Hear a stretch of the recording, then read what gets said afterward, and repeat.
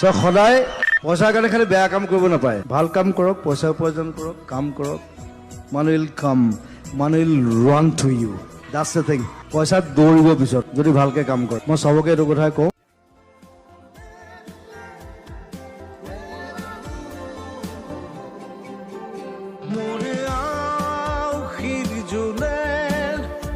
আজি পোহৰ বিচাৰে মোৰ স্বপ্ন ভৰা গানে উঠেৰে নিগৰে মোৰ দেউখাত কোলাৰ শুভ্ৰ হ'ব খোজে মোৰ কাজৰি ৰাতি বৰ্ণি হ'ব খোজে।